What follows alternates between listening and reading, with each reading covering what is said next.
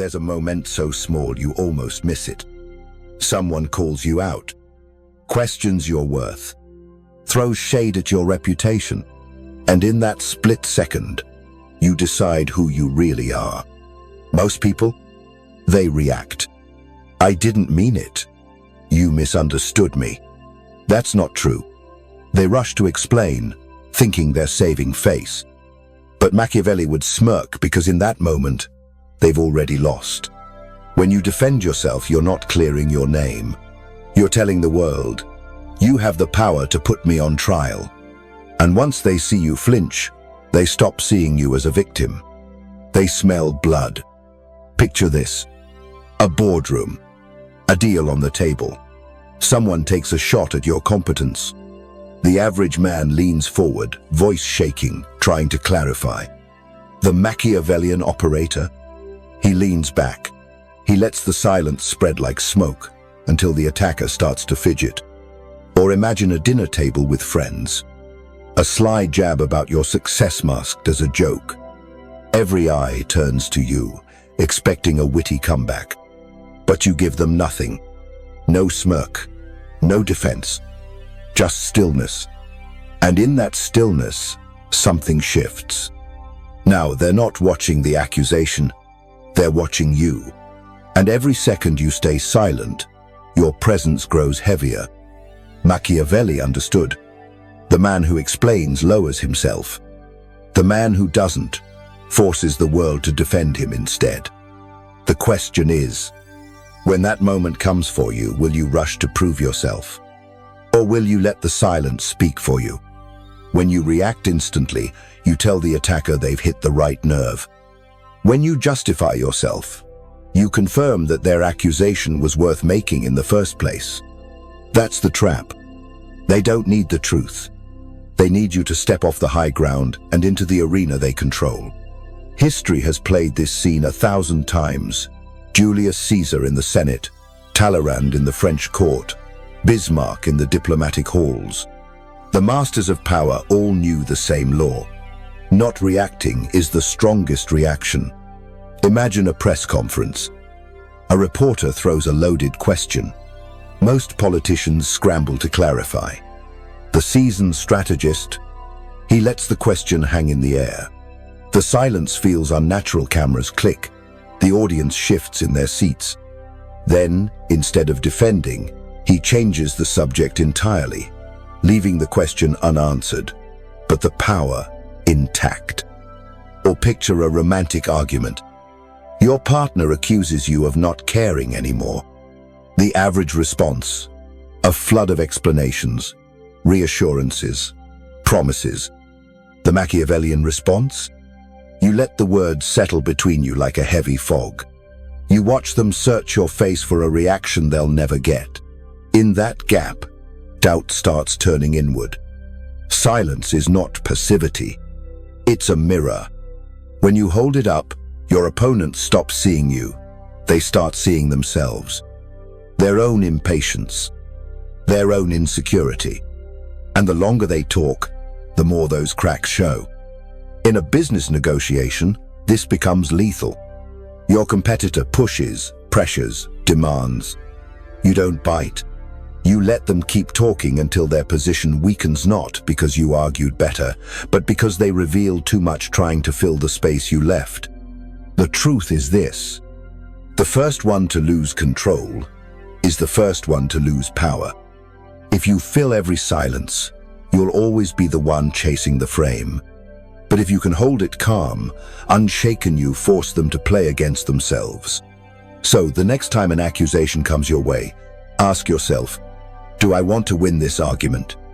Or do I want to win them their perception, their respect, their fear?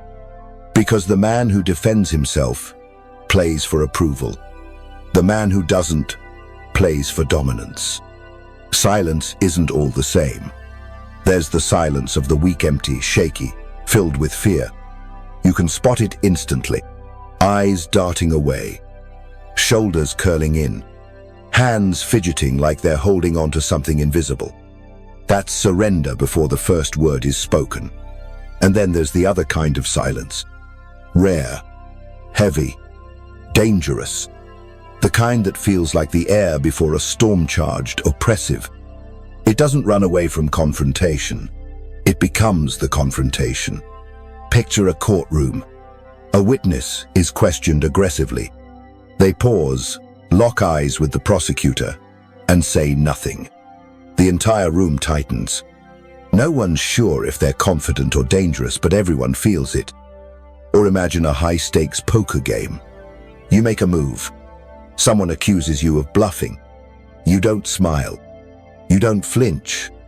You just watch them. Suddenly, they're the ones questioning themselves, rethinking every card on the table. Machiavelli would call this pure power. Because when you are silent on purpose, you give the other side a void they have to fill themselves. And people rarely fill a void with kindness. They fill it with fear, suspicion, and worst-case scenarios. The longer you hold your silence, the more your words are worth when you finally speak. The less you react, the heavier your actions become. In a meeting, someone challenges your decision. Everyone turns to see your defense. But you give them none. 5 seconds pass. 10. The room starts to shift.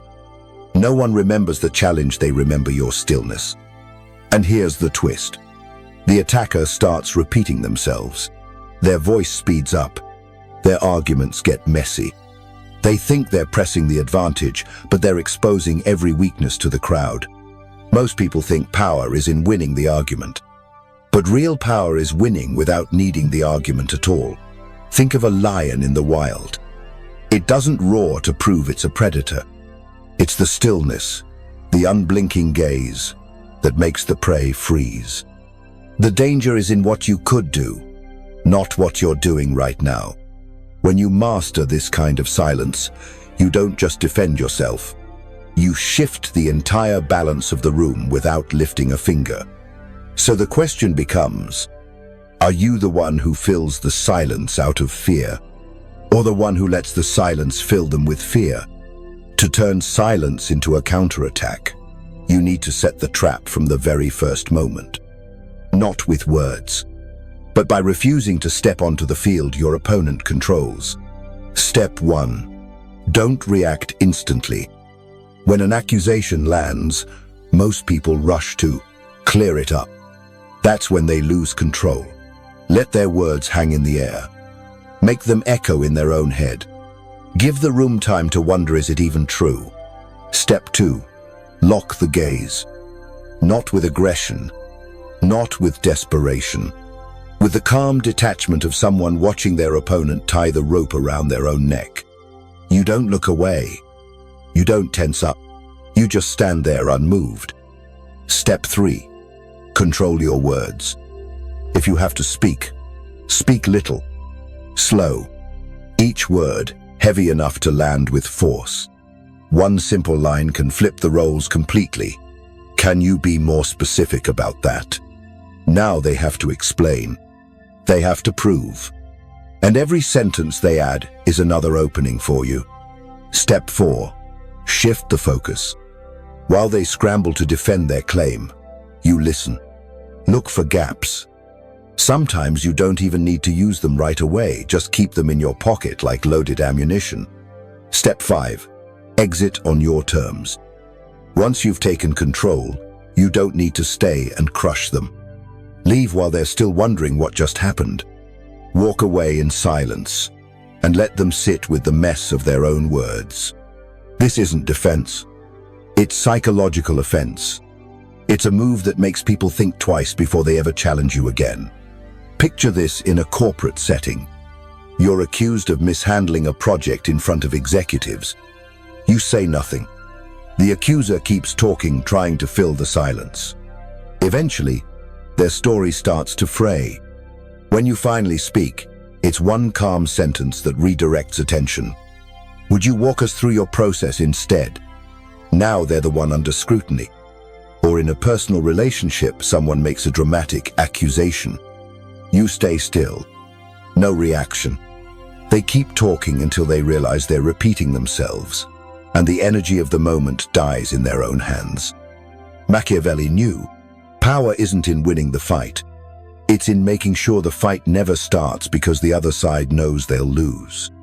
The power of silence only becomes lethal when it stops being a tactic and starts being who you are.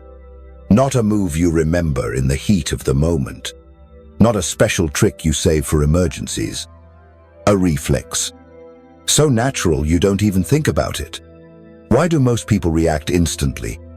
Not because they choose to, but because they can't stand the discomfort of being misunderstood, insulted, or questioned. They feel that if they don't answer right away, they'll lose face. But here's the truth. People will believe whatever they want to believe. The more you try to change their mind, the more they resist. When you remain silent, you plant a seed of doubt that grows without your help. To make silence your default, you need to train 3 core skills. 1. Breathe slow when attacked. When your heart races and your head heats up, you're seconds away from saying something you'll regret. Control the breath, and you control the moment. 2. Listen without interrupting. Not out of politeness, out of strategy. Every word they speak is another brick in the prison they're building for themselves. Your job is to watch and remember. 3. Keep your body still. No tapping your foot. No restless hands. No glances to allies in the room.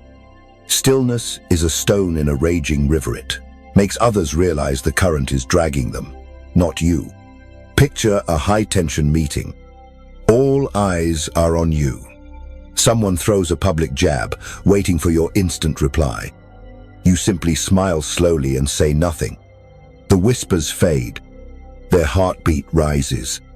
And when you finally speak, it's one clean strike that ends the debate. In that moment, you're no longer defending against an attack. You're making them question whether they should have attacked at all. And here's the twistence: when mastered, doesn't just protect you. It attracts allies. Even those who stood against you may start to defend you, because when you don't justify yourself, people will invent their own reasons to justify you. That is the hidden weight of power. Something strange happens when you master the art of silence. It doesn't just shield you from harm. It makes other people start defending you often, without realizing it. Even those who don't like you. It sounds like a paradox, but it's pure human psychology. When you leave an information gap, people feel an instinctive need to fill it. And they fill it with guesses, theories, and stories they create themselves. Picture this. You're in a meeting. Someone takes a jab at you direct, public. You don't flinch. You don't answer. You just sit there. Others in the room start thinking, why isn't he responding? Does he know something we don't? Maybe the accusation isn't worth addressing. And just like that, the suspicion shifts. Eyes move away from you and land on your accuser. They start explaining themselves more. And the more they talk, the more they reveal their own weakness. Here's the kicker: your silence becomes a shield they start holding up for you. No one asked them to, but they do it anyway, because the gap you left made them feel they had to fill it. But there's a condition: this only works if you've built credibility in advance. Credibility isn't built by long speeches. It's built by 3 simple things: keeping your word, showing up consistently, never speaking more than necessary.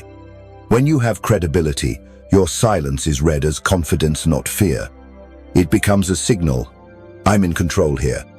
Think of someone you've met who barely speaks, but when they do, everyone listens. It's not the volume. It's the fact that they've given people a reason to wait. Machiavelli would smirk at this moment, because now you're not just freezing your opponent. You're pulling bystanders onto your side. You're bending the room without touching a single person. And here's the deeper level. When silence becomes part of your identity, it doesn't just affect enemies. It starts to draw in former rivals. They begin to seek your approval not because you asked for it, but because they can't stand feeling invisible in your presence. The question then is, when they come closer, will you open the door, or leave them standing outside. When your silence becomes part of who you are, something even stranger begins to happen. The very people who once tried to undermine you start seeking validation from you. Why? Because real power isn't in what you say. It's in who waits to hear you say it. Picture this: someone who once mocked you, publicly or privately. At first, they enjoy the lack of reaction. They think they've gotten away with it. But as time passes, they realize your silence isn't retreat, it's rejection. It's the denial of their importance. And nothing injures the ego more than being completely ignored. Their words went nowhere. Their jabs vanished into thin air. No echo, no defense, no fight. Your silence became a closed door, and closed doors make people wonder what's inside. Slowly, their tone shifts. The harsh comments fade. Small, calculated attempts to reconnect begin to surface. Not because they've changed who they are, but because they can't stand the feeling of being invisible in front of you. This is where the power gap forms. A space only you can choose to closer keep wide open. And every time they step toward you, you know exactly who's holding the blade. Machiavelli hinted at this centuries ago. The wise make their enemies come to them, and when they do, they decide their fate. Look at your relationships. Are you being pulled toward others, or are they being drawn to you? If you are the center, you never have to chase attention, it comes to you. You never have to prove your value, others will try to prove theirs to you. And when they're standing at that door you control, you hold the ultimate choice. Open it, or let them wait. The longer they wait, the more their desire to be acknowledged grows. This is the shift few people understand. Power isn't just making an opponent back down. It's turning opposition into desire, and desire into loyalty. The question is, when someone crosses from being an enemy to being a seeker, will you let them in, or will you let them knock forever? Some refusals don't need words. They're silent, yet they echo longer in someone's mind than any spoken no ever could. This is the art of the soft refusal. When someone approaches you with an offer, a request, an opportunity, not every door should be opened. But you don't need to slam it shut. You let silence do the work. Picture a business deal. They present their terms. You listen, offer the faintest smile. No nod, no shake of the head. Just let the pause stretch. A day passes. 2. No reply. No returned call. And then they start sweetening the deal. Adding benefits. Lowering demands. All to break the wall of your silence. In politics, this is the waiting game. The longer you delay your answer, the more the other side reveals how badly they want you. Waiting is a double-edged blade, but if you're holding the handle, it always cuts them, not you. Machiavelli understood. When you control the timing of your response, you control the entire game. Silence here isn't avoidance, it's a test.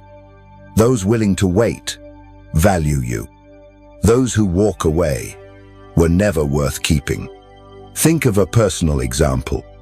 Someone asks for your help on a project. Instead of rushing to say yes or no, you let the request sit. Their follow-up messages grow more polite, more eager. By the time you reply whether yes or no, your words carry far more weight. A rushed answer is cheap. An answer that's been waited for is priceless. The power isn't just in what you say, it's in when you say it. Because the longer they wait, the more they think about you. And the more they think about you, the more they play into your hands. So when you finally break the silence, whether it's to open the door or close it forever, it's not just an answer. It's the final move in a game they didn't even know they were playing. Once you've learned to use silence as refusal, the next level is using it to control the pace of the game. Because in power, pace is a weapon. The one who sets the tempo controls the outcome. The one who chases it is already losing. Watch truly powerful people. They never move at someone else's speed. The room can be buzzing, voices rushing, pressure mounting, but they answer slowly. They move when they choose. The effect? Everyone else starts adjusting. They're breathing. They're speaking, even their emotions, to match the one in control. Picture a tense negotiation. Your opponent wants a quick close. They add incentives. They make promises. You give them nothing, just the occasional calm smile, a nod that reveals nothing. Minute by minute, their urgency grows. They start lowering demands. They start conceding points, all without you making a single counteroffer. Or imagine a heated personal argument. They're raising their voice, pushing for a resolution now. You slow everything down. Lower your tone. Speak only when the air feels still. Suddenly, they're not arguing with you, they're pacing themselves to you. Here's what psychology tells us. The first words after a long silence carry 10 times the weight. It's like the first strike after a tense standoff. It doesn't just land. It defines the entire exchange. Picture a high-stakes board meeting. You've let a debate run hot for minutes without saying a word. Then you deliver one short line, and the direction of the meeting shifts instantly. No one will remember every word that was shouted, but they will remember the line you chose, and the fact you waited for the perfect moment to deliver it. This is the pinnacle of pace control. You're not just steering the game, you're deciding when it even moves. And remember, in power, leaving the table is as important as leading it. When you walk away, will you be seen as the victor who ended the match, or the shadow they'll never stop wondering about? True power isn't just in what you gain, it's in how you leave. The weak leave to escape. The smart leave when they've taken what they came for. But the dangerous, they leave while everyone is still hungry for more. Never overstay your moment. The second the game tilts completely in your favor, that's your cue to disappear. Disappear, and let them wonder, does he have more? Was that his full strength, or just the surface? Machiavelli warned, the wise never show all their power because one day they'll need the rest. Don't give them the comfort of full closure. Leave them thirsty. Leave them guessing. Leave them remembering the feeling, not the conclusion. Picture a final negotiation. They expect you to wrap it up with a long summary, a firm handshake. Instead, you offer nothing but a slow smile, a locked gaze, and you walk away. No glance back, no promise, no explanation. What's left is a void, and a void becomes an obsession. They'll replay the scene for days, weeks, years, trying to fill in the pieces. Because what haunts people is never what they heard. It's what they never got to hear. When you exit like this, you win twice. Once in the moment, and again every time they think of you and feel that unfinished tension. This plants a cedar permanent image in their mind. You could have said more. You could have done more. You chose not to. That's power at its purest. Power that doesn't need proof. Power that remains even after you're gone. When you can leave like this, time can't erase you. So the question is, next time you walk out of a room, will you leave like just another person? Or like a shadow they'll never dare to forget? True strength isn't something you shout to prove. It's in the way you stay silent long enough for others to doubt themselves. It's in the moment you walk away when everyone still wants more. Every time you justify yourself, you give away a piece of your power. Every time you hold your silence, you take it back and more. When this becomes instinct, you'll never have to chase respect. Respect will come to you. If you've understood this today, then the next move will take you even deeper into a strategy cold enough, sharp enough, to make even the strongest hesitate. I'll see you there, if you're willing to take the next step.